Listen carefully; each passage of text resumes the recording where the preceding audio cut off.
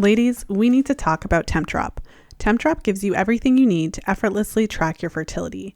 Wear the Tempdrop sensor while you sleep for accurate temperature readings without the stress of early morning wake-ups.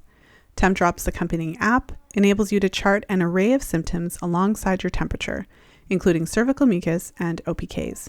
Combine these fertility signs all in one place to identify your fertile window and confirm ovulation. Whether you're trying to conceive, avoiding pregnancy, or want to chart for health reasons, Tempdrop makes fertility awareness accessible to all women, even if you don't have regular cycles or sleeping patterns. Head over to fertilityfriday.com/Tempdrop and use coupon code FertilityFriday at checkout for 10% off your order. That's fertilityfriday.com/Tempdrop. This is the Fertility Friday podcast, episode number 371.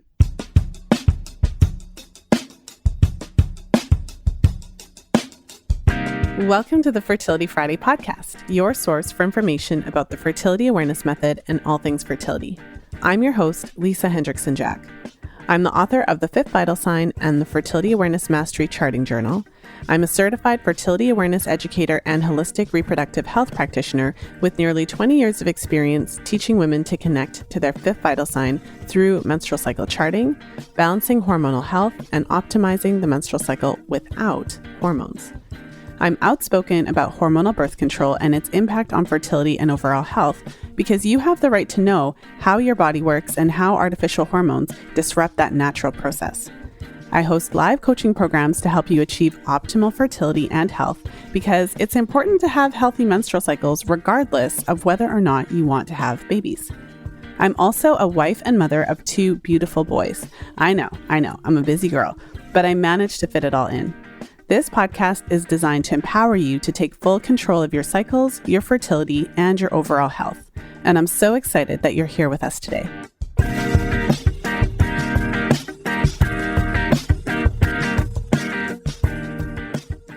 Today I'm sharing my interview with Cynthia Donovan, and we are talking all about HA. We get into a number of interesting topics, and it's just, I suppose, another contribution to this conversation about the menstrual cycle as a vital sign and why HA is a very interesting and specific example of that. And one of the things that we talk about is even the importance of understanding the link between menstrual cycle health and overall health, particularly for teenagers, because HA can be readily identified in teenagers. And one of the signs to look for, potentially for a lot of women, would be the delayed onset of menstruation. So the average age of your first menstruation is, somewhere between age 12 and 13. And so if you're 15 or 16 and you still haven't had your first period, that can be more of a result of your diet or lack thereof, or exercise routine, depending on the situation, than your actual body. So in other words, your body may be at the age where you're ready to menstruate, but you're literally preventing that first menstruation to come from the overexercise and the undernutrition that is characteristic of HA. And so for that reason, it should be one of the first things that doctors and other healthcare providers are looking at for teenage girls. And the fifth vital sign analogy in this case makes perfect sense. And if you go back to episode 290 with Kat, one of the episodes of the Pill reality series, she shares her experience of not having had her menstrual cycle and being put on the pill as a teenager to bring it on. And, if my memory serves me, she was already 16 or 17 years old at that time. And at no point did her healthcare practitioner ask her questions. Are you eating enough? What's your exercise routine like? And in that episode, if you go back and listen to it, she mentions that she had this pattern of heavily exercising. She was really concerned about her weight, and she really wasn't eating a whole lot. She was counting calories and things like that. And so those things are very consistent with the possibility that is what is preventing her from getting her menstrual cycle. So this and more other topics we're getting into in today's episode, all about HA with Cynthia. So let me just introduce her here. Cynthia Donovan is a registered dietitian in the United States with a Master's of Science in Nutrition and has been a registered dietitian for over 10 years. She is a non-diet dietitian and believes in health at every size. Helping women to recover from HA and find food and exercise freedom is one of the special areas of hers. Due to her own struggles with HA, disordered eating, and infertility, Cynthia was driven to specialize in HA. Throughout the years, Cynthia has worked in various areas in the field of nutrition, which has led her to where she is today, operating her own virtual practice and working with women across the world, helping them recover their period and to find balance with food and exercise. So without further ado, let's go ahead and jump into today's episode with Cynthia Donovan.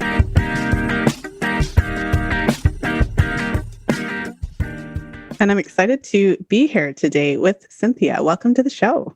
Thank you, Lisa. I'm so excited to be here. I'm a big fan of your podcast. I listen all the time, and I've learned boatloads from just listening to your podcast. So thank you. Oh, that's amazing.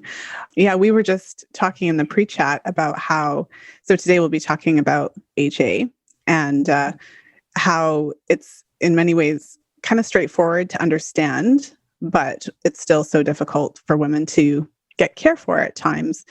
So with that in mind, I'd love to start by just giving you an opportunity to share your experience. So you experienced HA and recovered. So let us know what that was like for you. And so one of the questions I like to ask at the beginning of these episodes as well is, how old were you when you got your first period? What was that like? Did you ever use contraception? So kind of walk us through your experience. Okay.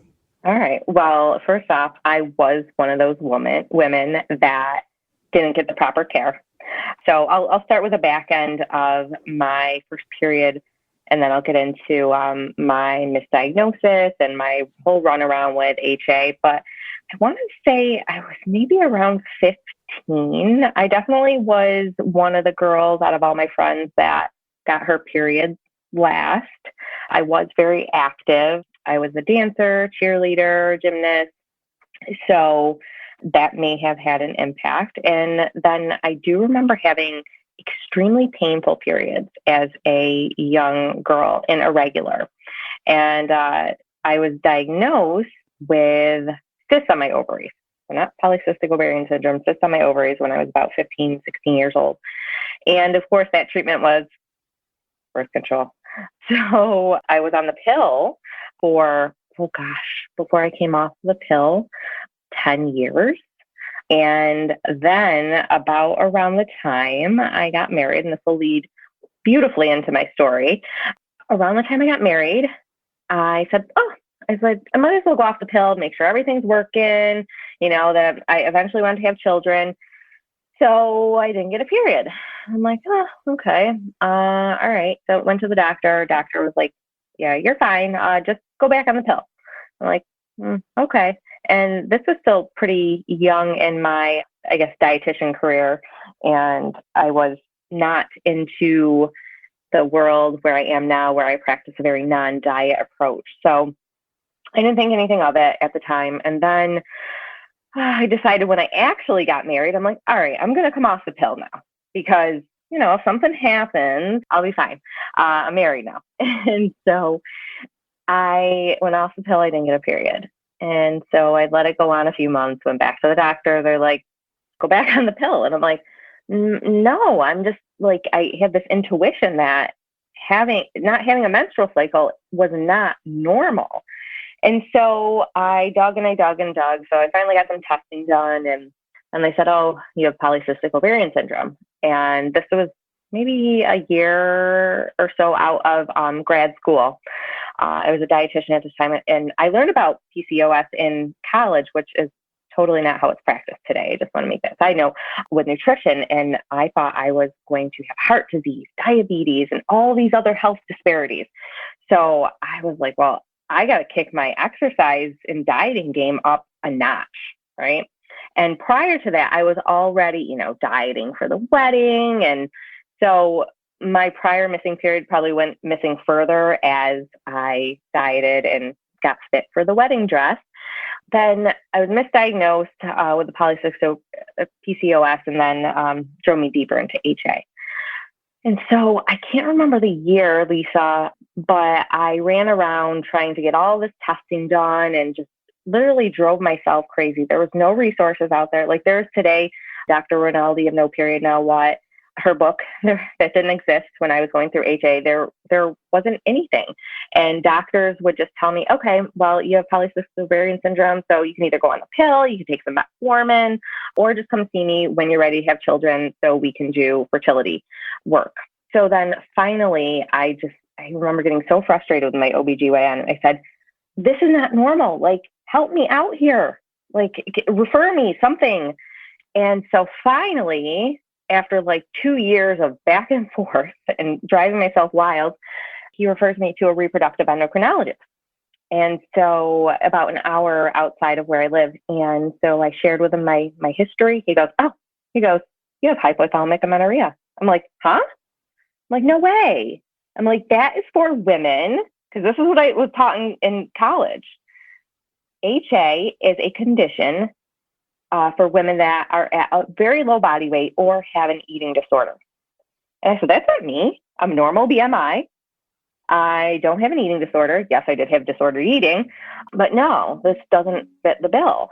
And so I dug deeper, and I ended up coming across a Facebook group that was a missing period Facebook group. Again, before the whole no period, now what, I started to learn more about it and other women experiencing the same thing. So I said, okay, well, maybe this is something I do have. So I ended up getting impatient after many, many years of being ran around with misdiagnoses and everything. I decided, all right, I want to fast track having a baby. And so I ended up getting fertility treatment. And if I could go back, and I guess if I had more, knowledge in my hands at that particular time, I would have chosen to heal this by lifestyle changes and not go into fertility treatment. But at the same time, I was doing both. I was eating more. I cut out my intense exercise after the doctor's recommendation, which I think helped me be successful with fertility treatment, because we know that just because you seek fertility treatment doesn't mean it's a definite thing that you're going to have a baby out of that. So I ended up doing that, and bad experience. One of my rounds, I ended up with overstimulated ovaries. I was out of work for a few weeks. And can I just, was it IVF you were doing specifically? No, it was, I can't remember the drug names, but they were injectables. I had the trigger shot, and then I had an IUI. Okay. But the first two, I believe I didn't do the IUI, and they failed. And out of one of those three, the middle treatment was my ovaries were overstimulated, and I was out of work for like a couple weeks. Oh, wow. Well, I just wanted to, so the audience kind of knows what route. So it was kind of like, you're not ovulating. Let's give you drugs to make you ovulate, and then kind of see what happens. Okay. Yeah. So I ended up conceiving and carrying full term. And then about 12, 13 months postpartum of my first little boy, I got my cycle back. The rest is history. And 3 months after getting my cycle back, around 12, 13 months postpartum, I actually conceived naturally and sort of unexpectedly. It was welcomed. We wanted another baby, but I didn't think it could be that easy. But apparently it is when you take care of your body. Well, wow. First of all, thank you for taking us through that. I feel like there's a few things to unpack in your story, but that's certainly, I think, to the point of where you left off, the unexpected pregnancy at 13 months postpartum. Ultimately, you were being treated, right? You had fertility treatments that were making you ovulate, but ultimately, given that you had HA, it's kind of like you didn't necessarily have a quote underlying disorder. You just hadn't really got to the point where you had embraced, you could say, the eating approach that would be best for your body to sustain regular ovulation. Yeah. So I think that's kind of an interesting thing that you had reflected on, because you're, in a sense, getting treatments for a fertility issue. But in your case, it's not necessarily that you had this underlying issue. It's just that you weren't necessarily consuming enough food to sustain regular ovulation, which is a different kind of thing. Exactly. Yes. And I know for certain, because I work with women like this now, that if I had just given it a little bit more time, I would have definitely been ovulating by myself. But I'm not going to lie, I got impatient. Well, yeah, there's nothing, ultimately though, so kind of one of the things about this podcast, and I say this often, is that within the last, just a couple of minutes that we've been talking, you took us through kind of like 2.5 or 1.5 decades. Like it sounds like it was like 15-ish years. So ultimately what I gathered from your experience is like you got married and then kind of like 2 years later, you're still not really getting answers. So for you to say like, I got impatient and kind of, but like it was 2 years of searching. Yeah. So like, I think everyone who's listening would recognize that you were like at the end of your rope and kind of finally, when you found out what it was, if you had found out what it was initially, you could have resolved that over that 2-year period. And then, you wouldn't have necessarily got to that point. So out of the question out of that really, or maybe it's more of I don't even know if it's a question, but let's talk about the medical misdiagnosis. So what I found a lot, I've had a number of clients who've been diagnosed with PCOS. I don't know what it is. I don't know why doctors see PCOS everywhere. It's like that. I don't know what that is, but let's talk about that. And maybe just speak to this tendency of getting the two confused, HA and PCOS, even though they are absolutely not the same at all. Yeah, exactly. So my guess when I was misdiagnosed was because they saw a ton of little follicles on my ovaries. And now I can see, I was stuck in that phase of my cycle. I didn't have any hormones to get me to my follicular phase, to my ovulation, then to my luteal. So that was the diagnosis based off ultrasound. And that's what I find many of my clients are misdiagnosed based on ultrasound. My ultrasound showed polycystic ovaries. And I'm like, okay, well, maybe it did, but it doesn't mean you have polycystic ovarian syndrome. Well, right? So let's talk about that a little bit as well, because of course, one of the questions that I wanted to ask you was how they diagnosed you.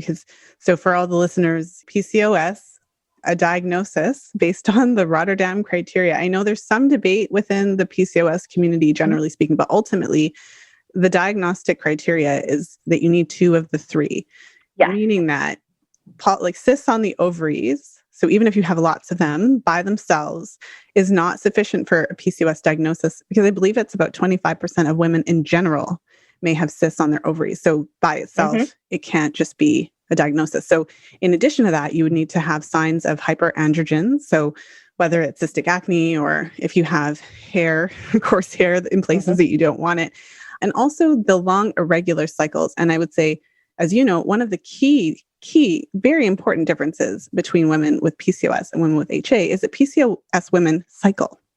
They still cycle. They still have ovulation and they still have periods. They often have lots of cervical fluid. Like often they'll have either days and days of it, or they'll have cervical fluid occasionally. HA women don't have cervical fluid. There's no move to ovulation. Dry as a bone.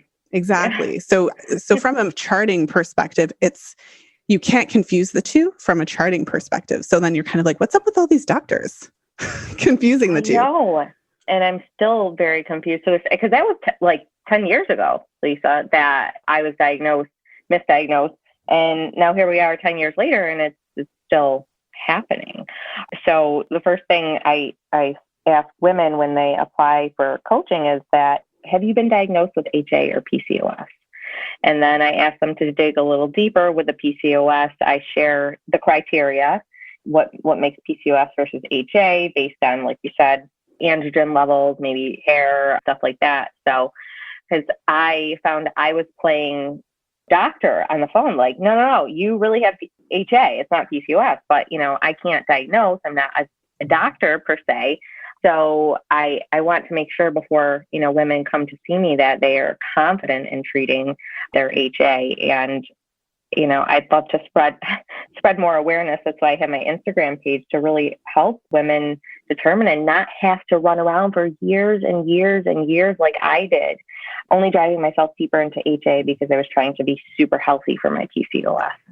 Well, and let's talk about, so what I found really interesting about your story is because you are a highly educated woman, dietitian, you went to grad school, in a way, it's almost like I found it to be really interesting. So when you were talking about it, you said, you were diagnosed with it And then because you knew about the symptomatology, so you knew about PCOS and you know that there's this associated risk of type 2 diabetes and other cardiometabolic issues, you responded accordingly. So, and then when the fertility doctor, who obviously knew what he or she was talking about, told you you had HA. And I think it's interesting because even in a school perspective, you're kind of taught this, like, this is it. And there's kind of these definitions of it. And how things present in real life is often very different. I've spoken on the podcast a number of times about how women with PCOS who are slim often don't get the correct diagnosis because the doctors have been taught in class that women with PCOS are overweight. So maybe speak to some of these things and how obviously they make it challenging for women to get the right diagnosis. Yes, absolutely. I can literally picture in my head, Lisa, my medical nutrition therapy page in which it covered eating disorders for maybe like 2 pages. And I remember reading the term hypothalamic amenorrhea and saying, very low body fat, low BMI, typically anorexic. And when the doctor said that to me, I was like, I just could picture that page in my head. I'm like, no, that's not me. That's not me. And what, like you said, what is taught in school, and I can even speak on I practice a very non-diet approach, all foods fit. It wasn't always that way. When I was in college, I was taught calories in versus calories out, lose weight. You must exercise daily, eat lots of fruits and vegetables, and be healthy and maintain a healthy weight. If not, you are not healthy. So I think that really gave me a little bit of a wake-up call to take on a lot of dietetic students, not too many, maybe a couple a year, in hopes to share that this is real life experience out here, combined with, I'm sure there's a ton of great science that I learned and they're learning in school, but it often gives us a one-track kind of mind to say, and I guess this is what's happening with doctors when they're just diagnosing PCOS based off of weight or HA based off of weight, because somebody in a larger body can definitely have HA, and somebody, that has PCOS can be in a smaller body. So it's a very, I guess, gray area that doesn't seem like it's getting across in teachings, or I'm not sure what it is, but it's a question I think of often. Well, I'm biased, so I think it's because they're not looking at the menstrual cycle. If you look at the menstrual cycle, then you're not looking at the body size and making all these weird judgments. You're actually looking at, because if you just looked at the cycle, you would be able to tell, basically. But I'm, of course, biased because I'm coming from this perspective. But okay, so there's a couple things I wanted to just highlight from your story. Like, I'm still there. So when you said that your period came when you were 15, and you said that you were kind of the last of all your friends. Mm-hmm. And you also mentioned, now I don't recall everything you said, but you said you were in cheerleading. Did you say gymnastics? Yeah. Mm-hmm. I was active. Really active.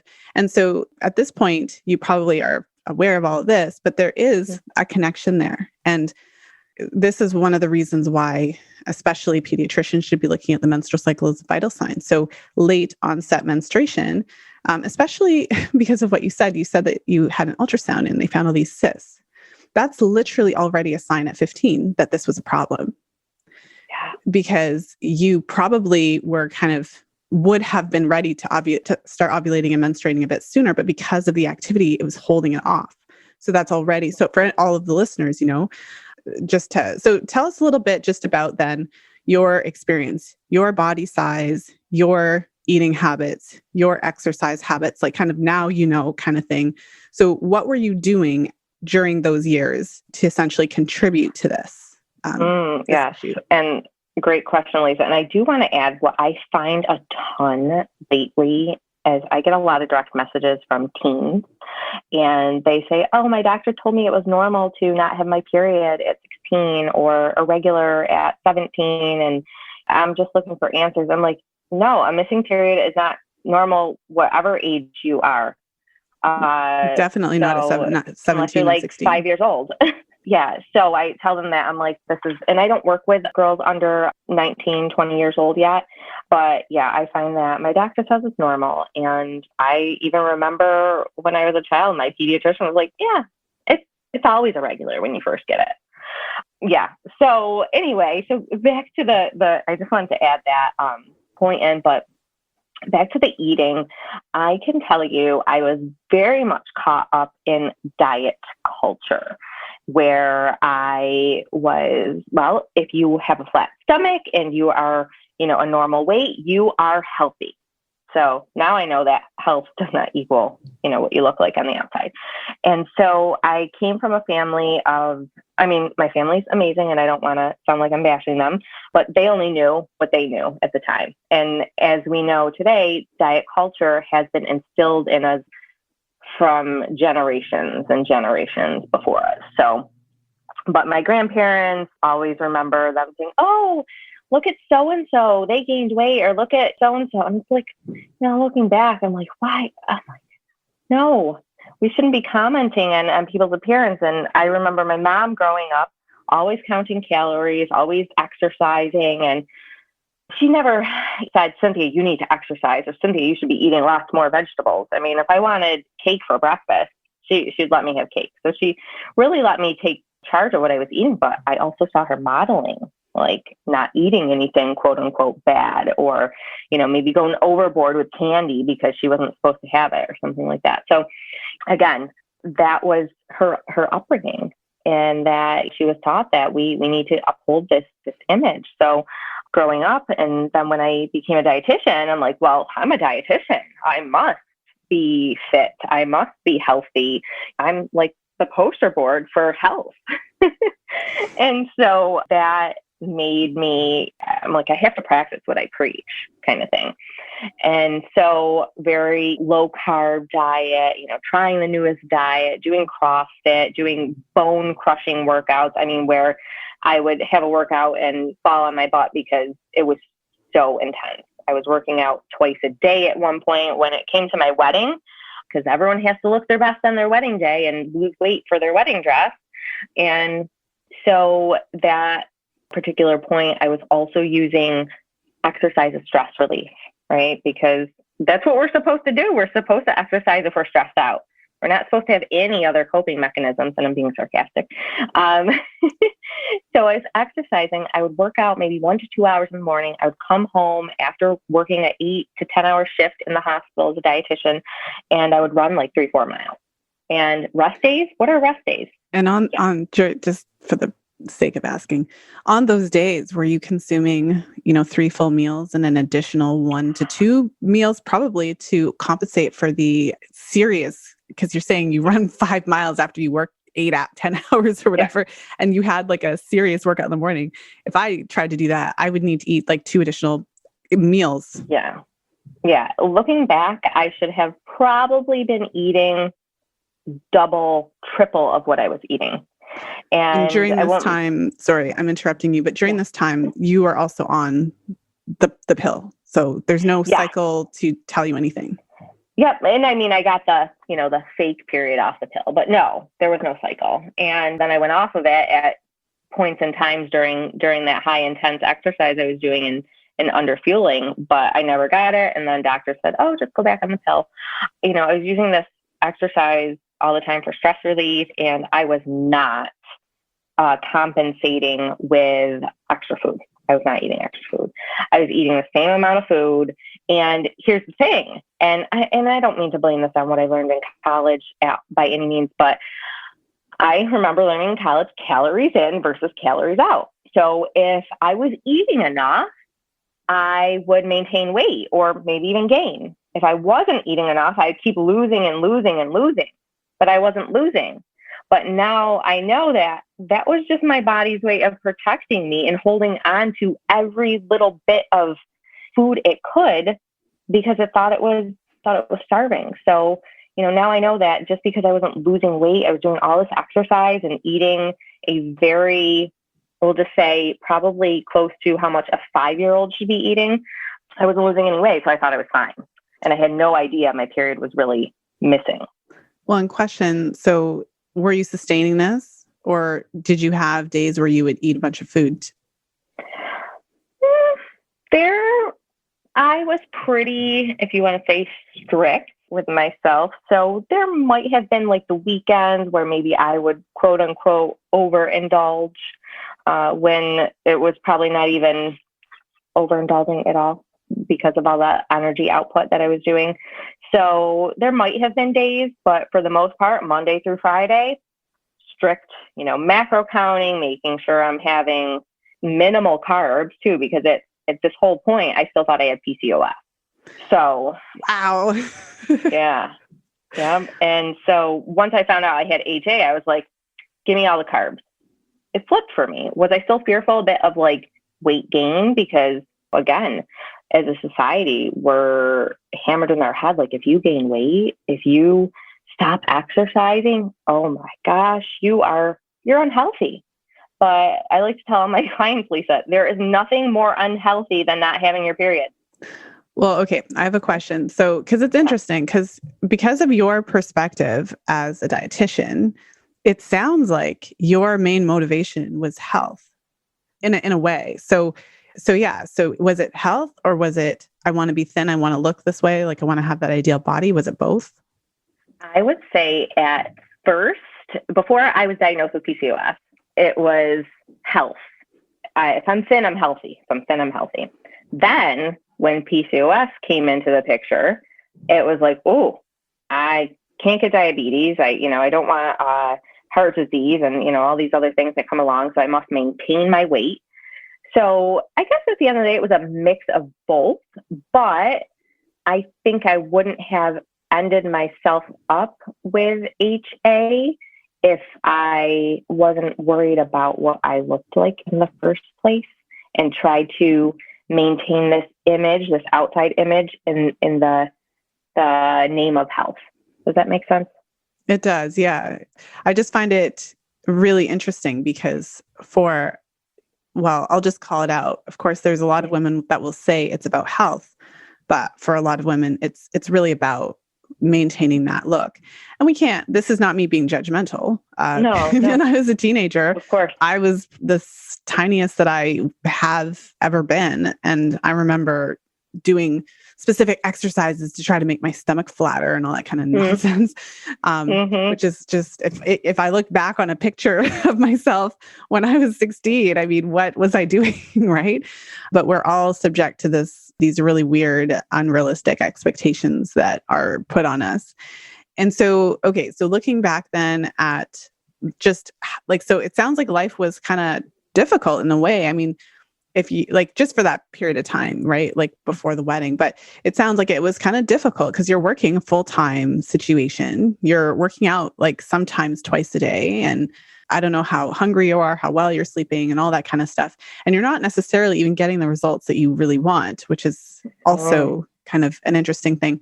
So compared to now where you are and how you eat and move, obviously differently if you're still menstruating, maybe share just some of the insights that you've learned from that lived experience that may be different to what you learned in school.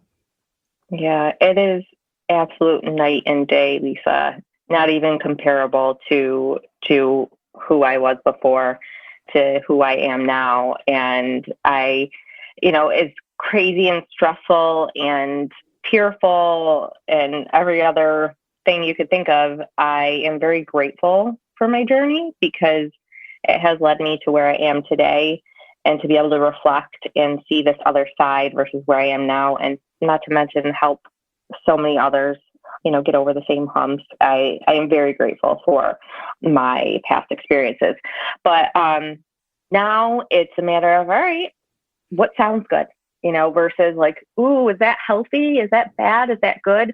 So there's no good foods. There's no bad foods. There's just food. Food is my fuel. I know, for example, today we were coming on the call. I knew we'd probably be on here for at least maybe an hour. I had breakfast, I can't remember, this morning around maybe 8. And I'm like, well, I know I'm going to be hungry by 10:30. So let me eat something. So let me be proactive and have something before, so I'm not hungry during, our podcast. And so I look at eating now as a form of self-care and also enjoyment and satisfaction. And before it was like, I'm scared to eat because I'm going to gain weight. And now I know that, there's so much more to life than what we look like on the outside. And it's unfortunate that everywhere we turn, social media, regular media, even family, where the main topic is talking about weight loss or dieting or the newest diet. So I'm extremely grateful to be free of that. And so exercise looks a bit like whenever I feel like it. I have 2 little boys. So I have a 4.5-year-old and a 2.5-year-old. Luckily, they sleep very well, usually 12 hours a night. And so this gives me the opportunity to either maybe do a workout in the morning or in the evening. I do not work out twice a day anymore. And I look back and I'm like, my gosh, I used to wake up at 4 a.m. to get to the gym by 5, work out for an hour to 2 hours, then shower, then go to work. Wow.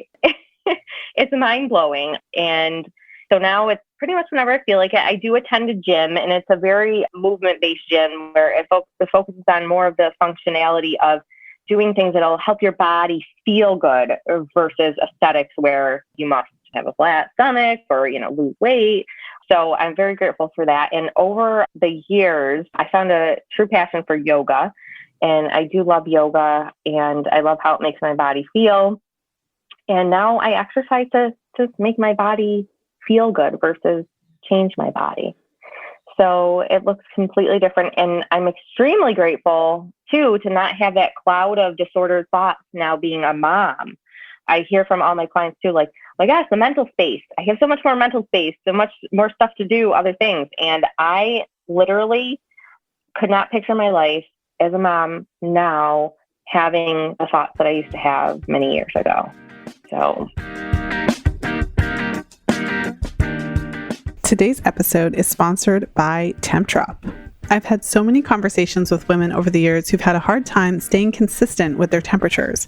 So whether you're trying to conceive, avoiding pregnancy, or charting for health reasons, Temptrop makes fertility awareness accessible to all women, especially if you've recently had a baby and your sleep patterns are all over the place, if you work shift work and it's hard to stay consistent with temping, or if you're otherwise struggling to take your temperatures each day. Identify your fertile window in real time with Temptrop. Know your cycle, understand your body. Head over to fertilityfriday.com/Temptrop and use coupon code FertilityFriday at checkout for 10% off your order. That's fertilityfriday.com/Temptrop. Now let's go ahead and jump back into today's episode.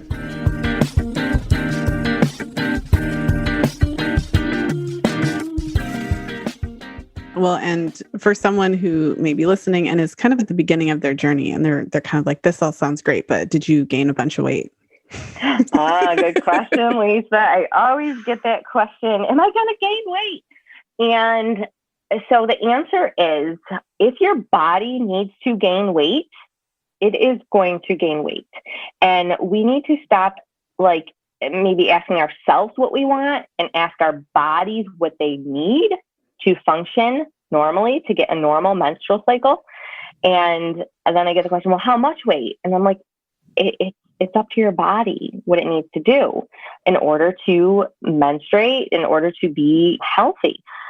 And which is still not easy. It's easier said than done, right? Okay, well, my body's going to do what it needs to do. Okay, thanks, Cynthia.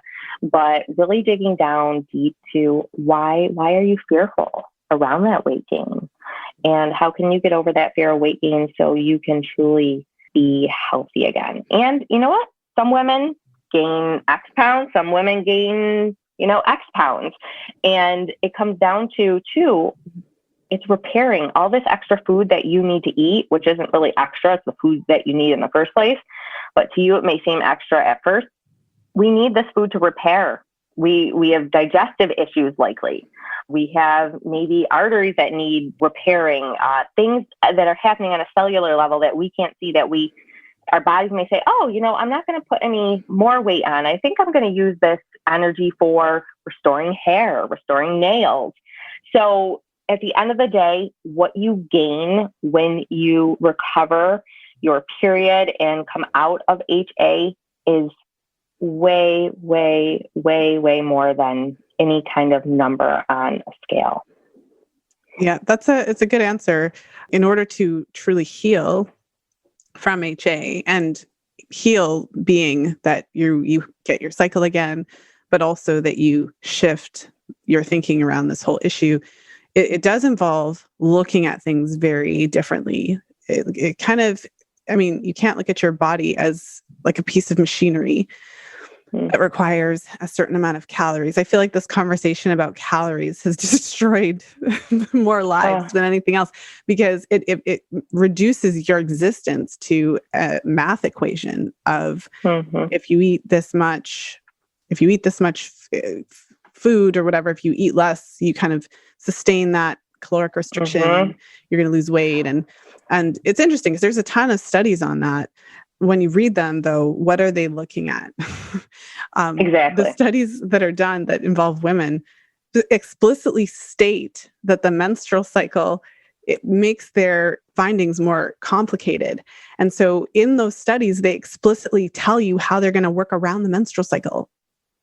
Like, because if they actually looked at the menstrual cycle as a tool when they do this caloric restriction, they know that they're going to disrupt it. And so it makes their studies more complicated. So like, think about that for a minute. So they just literally don't even look at it, because if you did a caloric restriction study on women and you specifically looked at their menstrual cycles and before and after, you would actually see the evidence that restricting calories, your body responds as if it's starving, and it disrupts the hormones and it disrupts the cycle. So looking at it differently would mean that you are actually like the marker of success, essentially. And like what you said, like how much weight, because if you have no period at all, and this has been going on for a long time, you probably need to gain weight, like some degree of weight. Or you're going to have to make some serious changes. And everyone is going to be different. But ultimately, if the menstrual cycle was the goal, like what we looked at instead of the weight part. Then. Absolutely. And I have to say, Lisa, you're spot on with that. And I wish that we can have more emphasis on that versus calories in, calories out, or whatever diet that there is out there.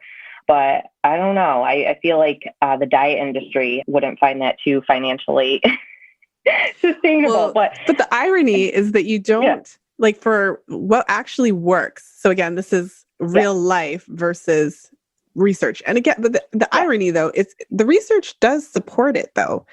Again, you just have to find the studies that are looking at these markers. And that can be difficult, because if you have a study, like I looked at a study this morning that was about calorie restriction.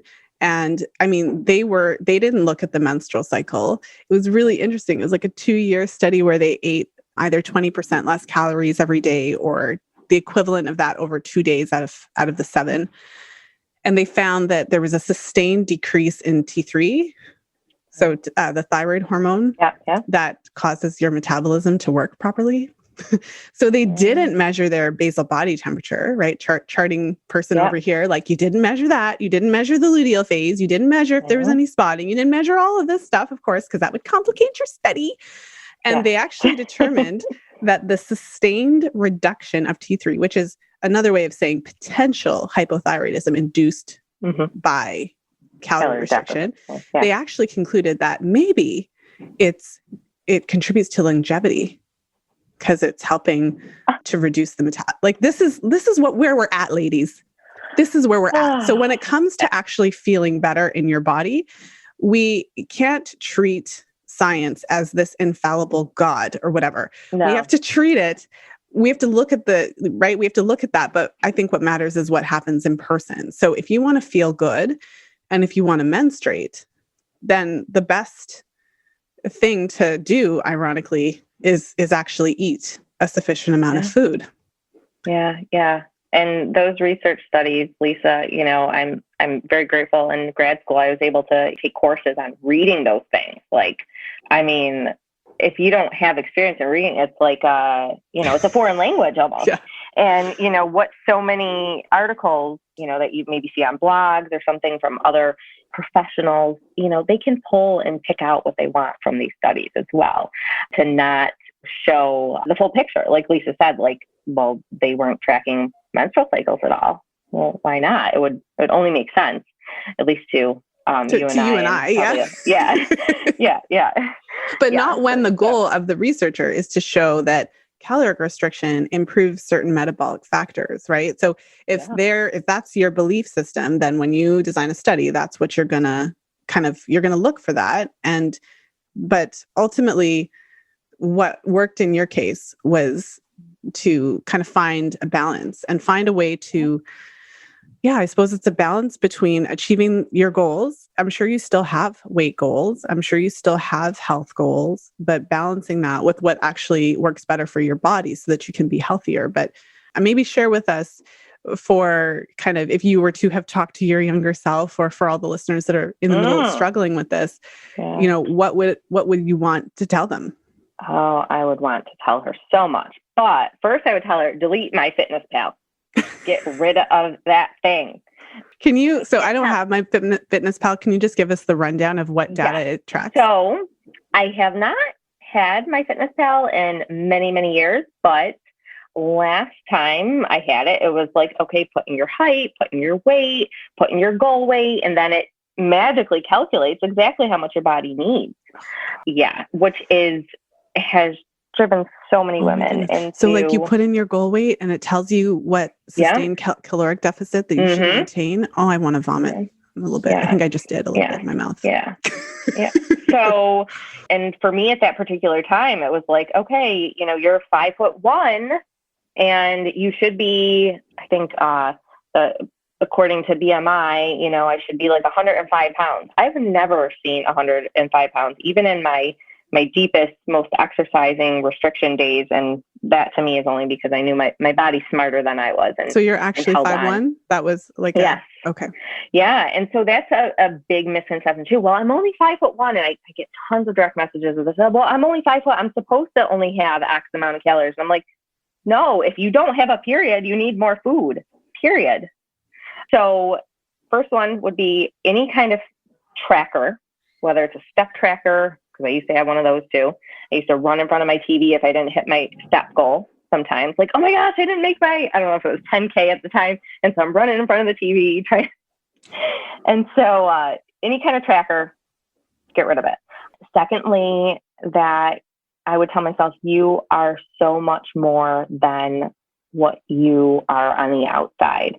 And telling yourself, like, maybe even ask your best friend or your mom or dad or someone close to you and ask them what they like about you. And I'm sure they're not going to say, oh, Sandy, I love your 6-pack abs.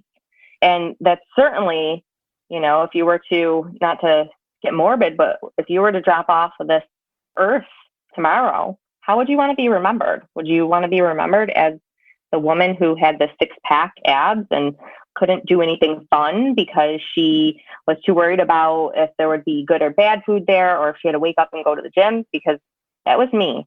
I was striving for that flat stomach. If a friend was like, oh, let's go out for a drink, and I'm like, oh no, I have to wake up in the morning. I can't have fun. And so have fun and ask your family members, your closest people to you, what they like about you, because I can guarantee they're not going to be like I said, your stomach. They're going to say you're loving, you're beautiful, you're funny, you're nice. And 3 would be to seek support. I think there's a big stigma, especially for teens and very young adults, and hopefully it's becoming less. Therapy. Talk to somebody, but also make sure that person you're going to talk to isn't weight biased or fat phobic, because I've had countless clients who say, oh, but my therapist said it's good to eat tons of vegetables and exercise every day. And so make sure. Sorry. Yeah. It's like, hold up though. The therapist went to school for therapy, not nutrition. I know. Just had to say that. So, and thank you. So, and I think sometimes when we're in the thick of it, and we don't know any different, like I like to say, it's like learning a new language, right? This non-dieting ways, health at every size way is a new language, because for however many years, so if you're listening to this and you're 30 years old, and since 15, you were taught that you must eat healthy and be thin. Now someone's saying eat more and rest more, to give yourself patience. So I would have told myself to have patience in learning that there is a better way to live your life, and to have this balance with having fun, having a family maybe one day, and being able to still pay attention to doing good things for your body that don't involve always constantly changing your body. So yeah, I would have to say those particular things. I'm sure I could fill the rest of our podcast for another 3 hours on what I really say. But. Yeah. But I think that that's amazing advice. And I feel like any woman who's listening, who's struggling with this issue would really relate to that. And so, I mean, one of the benefits also of just having these conversations, I've had many conversations similarly on the podcast, is that my specific direct experience, I haven't really, there's certain things that I can relate to, being that, like I said, I would do all these exercises to try to flatten my already flat stomach when I was a teen. But beyond that, I always ate. So I was super active, but I always ate. So the more active I was, the more I ate. And I don't mean that in a bad, like I when I say that I ate, I mean like I had breakfast, I had lunch, I had dinner, and we'd often have maybe an extra meal when it was like a super intense, like on the basketball, volleyball team kind of situation. But it was just what you're supposed to eat, essentially, is what I'm saying. Yeah. And so I've always, I can't directly personally relate to restricting food, because that's something I've just never personally done, and I've never been able to do. So because I just succumb to the hunger and eat. Yeah. And so this is why I just love having these conversations and sharing that, because I feel like you have a really specific insight. There's so much that I've learned from interviewing women who have had HA, in terms of the way that it's almost like the way that you convince yourself not to eat. And there's so many ways that you can do it, whether it's My Fitness Pal, my interview with Danny, when she talked about the cabbage, she was like, "You don't know about cabbage?" I was like, "What's with this cabbage?" Right? Like finding ways to eat so that you can feel full, that don't add calories, right? Like, so there's all these, it's like a game. So if eating is a game that's literally like points on a drawing board, you're doing it wrong.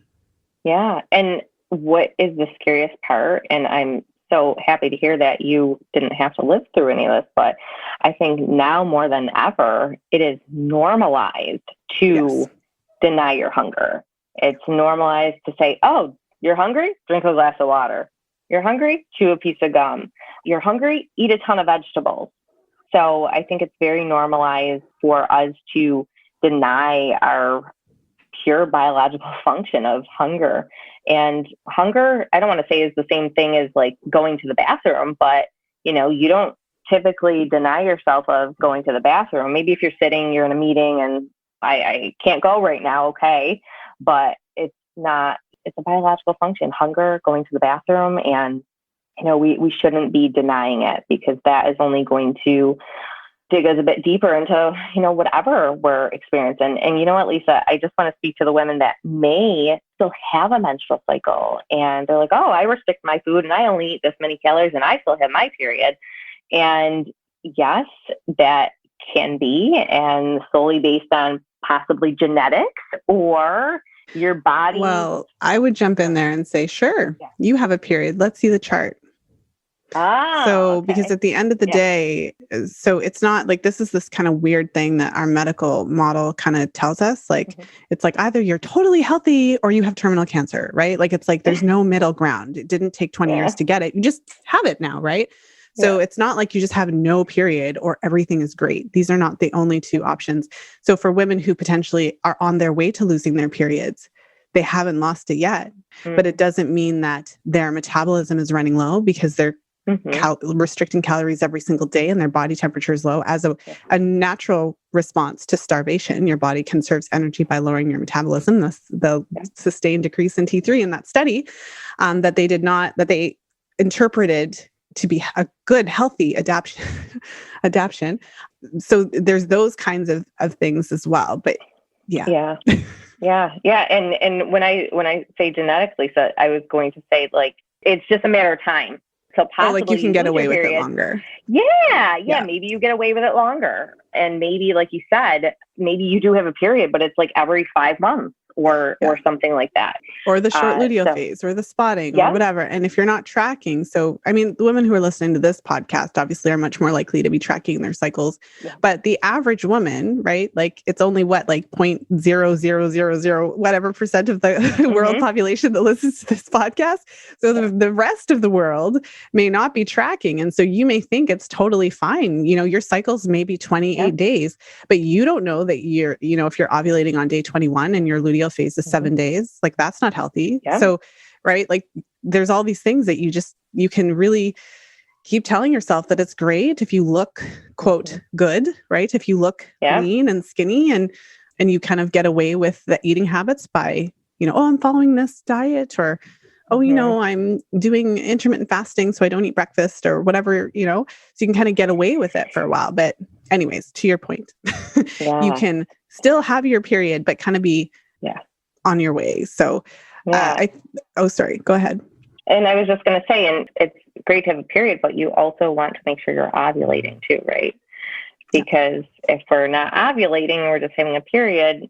So that is a big, I'll get a lot of comments in my posts sometimes saying, well, I eat this and I haven't lost my period. And it's like, you know, I really want to say is restricting your food, over exercising, being hyper diligent on what you're eating, what's going in your body is no way to live. And I look back and I think about how many memories I missed out on when I was knee deep in controlling my food, my body, and exercise.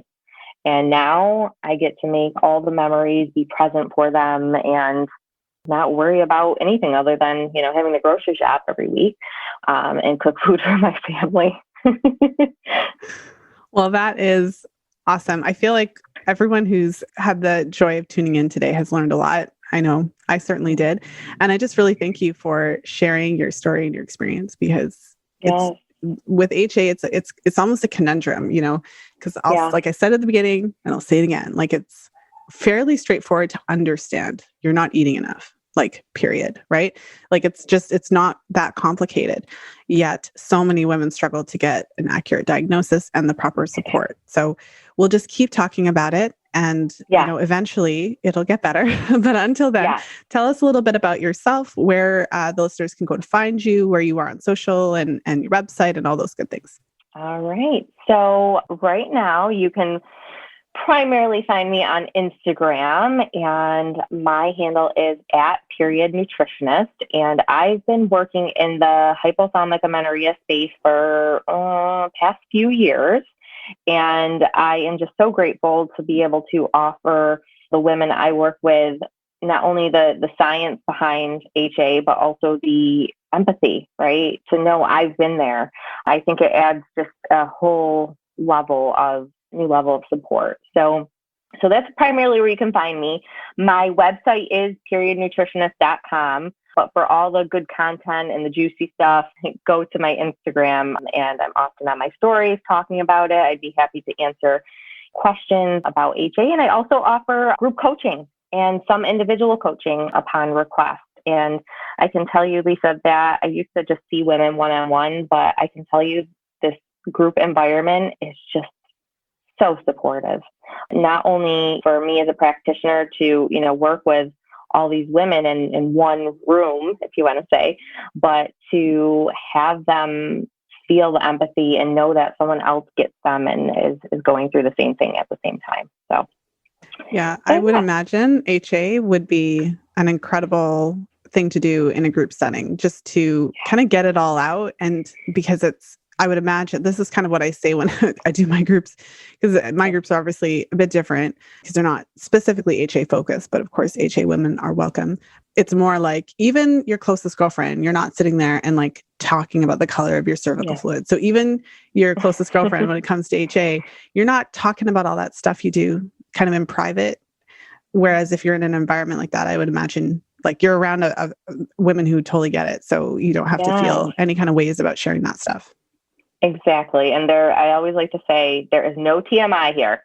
Like we talk about it all. And I think, like you said, it's just to have that support. And you know what? I have to say, Lisa, most women, and I'm talking outside of the HA space, don't know anything or about tracking, or I know I didn't before. So I think it's a big thing that isn't talked about too much, cervical fluid, and all that stuff. Oh, yeah. So we gotta Don't keep even talking. get me started on that, Cynthia. We may never get off this call. Yeah. It's like a 6-hour podcast. What happened, Lisa? Cynthia brought up the whole thing with women not learning about their cycles. Yeah. They should be teaching that in school, in elementary, high school, something. Yes. Well, maybe someday. But thank you so much for being here. This has been so informative, and we all really appreciate your insights. Yeah. Thank you for having me, Lisa. Thank you for listening. If you enjoyed today's show, please share it with a friend. You'll find the show notes page for today's episode over at fertilityfriday.com/371. I hope that you enjoyed today's episode with Cynthia. We were delving into HA, and one of the things I often say about HA is that in many ways it's very straightforward. It's easy to understand, because what we have is a situation where you may be over-exercising, not eating enough, or have stress, or a combination of the three. And so it's not indicative necessarily in most cases of an underlying health issue as much as it's a temporary state of starvation. That would be one way to look at it. And once you resolve that and resolve the situation so that you are getting enough calories in your body to sustain yourself, then typically your period returns and things resume normally. And then if there are any other underlying conditions or any underlying issues, those would show up in your cycle as time progresses. But although it's an easy to understand situation, it's not necessarily always easy to rectify. And if you think about this on a spectrum, not all women completely lose their periods. There are plenty of women who are exercising more so than the corresponding calories that they're consuming. And, they're still ovulating, they're still having a menstrual cycle, but they may be showing signs of stress, signs that this is stressing out your body, signs that you're not actually consuming sufficient calories to support the energy level. And those signs are often very apparent in the luteal phase. So if you're ovulating, but the luteal phase is only 8 days or 9 days, and you happen to be a heavy exerciser, that's something that is really important for you to look at. The luteal phase should be 12 to 14 days. So if it's not 12 to 14 days, then there's something that you should be doing, something that needs to be looked at. And if you are noticing spotting, if you're noticing moderate to severe PMS symptoms that are happening, and you're a moderate to heavy exerciser, and not all women who are moderate to heavy exercisers think that they're moderate to heavy exercisers. If you exercise 3 or more times a week at a pretty significant level, and you're not always eating 3 meals a day, and you're not always on your workout days consuming extra calories to make up for the workout that you did, then you may fall into that category. And from my experience, it's so easy for women to undereat. This is a pretty consistent challenge for women. And also women tend to severely underestimate how much food that they actually need to consume, how much protein in particular. I can pick on protein because protein is one of those things where most of us underestimate just how much we need to consume, generally speaking, let alone if we add in the additional 3 to 4 to 5 times a week workouts that are often very intense. And also for my exerciser clients, so if you're listening and you fall into that category of exerciser, many of us don't even think of a lot of the activity we do as exercise. So for example, if you walk a lot, if you walk your dog, if you hike a lot, but you also do, your workouts as a separate thing, you don't even necessarily, correct me if I'm wrong, but many of my clients don't necessarily think of those walks and hikes as exercise. So you're really only thinking that it's when I'm working out, when I'm breaking a sweat, when I'm really pushing it, that's exercise. But when I'm just walking my dog for an hour, or when I'm just hiking every day, that's not really exercise. And so I'm just here to remind you that, your body is what it is, and the menstrual cycle is the vital sign. And so that ultimately is what is going to tell us what's up. So if everything is great, then you would expect to have a healthy cycle between 24 to 35 days, ovulation between days 10 and 23, luteal phase of 12 to 14 days, mild, if any, PMS symptoms, no premenstrual spotting, and you would expect to actually continue to be ovulating regularly. And that is basically what we're looking at. And so if you are a moderate to heavy exerciser and your cycle doesn't really look like that, you often have heavy PMS symptoms, spotting, the shorter luteal phases, those kinds of things. Even if you're in a sphere where that's, people are saying that that's normal and all that kind of stuff, ultimately the menstrual cycle doesn't lie. And that's why I love charting, because charting helps us to really get to the bottom of what is actually happening. And it also gives us a very customized printout, you could think of it that way, of what is right for you. And it's also a really good reminder that what works for someone else doesn't always work for you. And ultimately, it's like, what's your cycle doing? Is your cycle healthy or is it not? It doesn't matter if your best friend works out just as much as you do and she seems to keep getting her period. What matters is what is going to work for you. So, friendly reminder of the many wonderful aspects of charting that can really help us to connect with what our body needs and find a way to get to that kind of healthiest version of ourselves. So with that said, I hope you have a wonderful weekend. And whenever you are tuning into the show, of course, as always, until next time, be well and happy charting.